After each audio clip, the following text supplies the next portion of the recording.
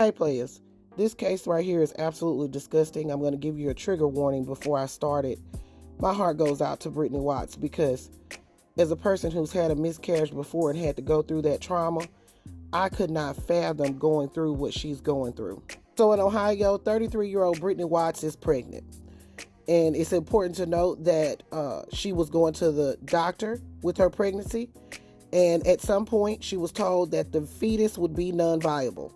So at 22 weeks, she went to the bathroom and had a miscarriage of the 22-week-old fetus.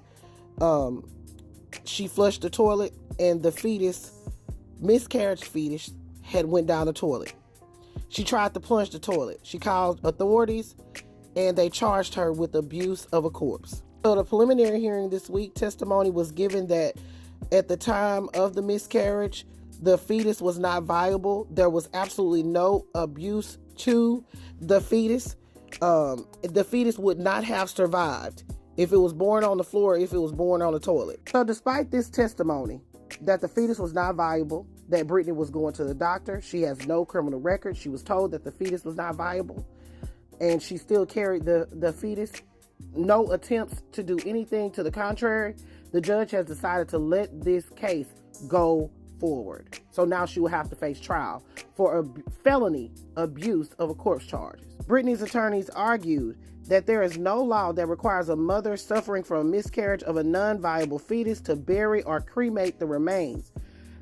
Women miscarry into toilets every day. If the state of Ohio expects these women to fish those remains from the toilet and deliver them to the hospital, funeral home, or crematorium, the law needs to be changed. Players, this is the state of the world that we live in, and it's so very sad to see this lady go through this. Just more trauma on top of trauma. The judge really could have dismissed this case, threw it out completely. But to go ahead and go forward with more trauma, more insult to this injury is absolutely disgusting. But I want to know what you all think. Put your thoughts in the comments. This is Double D Mo for the Black Street News. She said she felt the baby come out. There was a big splash. Investigators say they found a baby stuck in a toilet at Watts' home on September 22nd. Forensic pathologist Dr. George Sturbins testified an autopsy found no injury to the fetus and that the unborn baby had died before passing through the birth canal. He says Watts' medical records showed she visited the hospital twice before the delivery. This fetus was going to be non-viable. Okay. And it was going to be non-viable because she had premature rupture of membranes. Her water had broken early, and the fetus was too young to be delivered.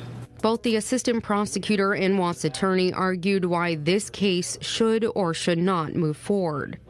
The issue isn't how the child died, when the child died.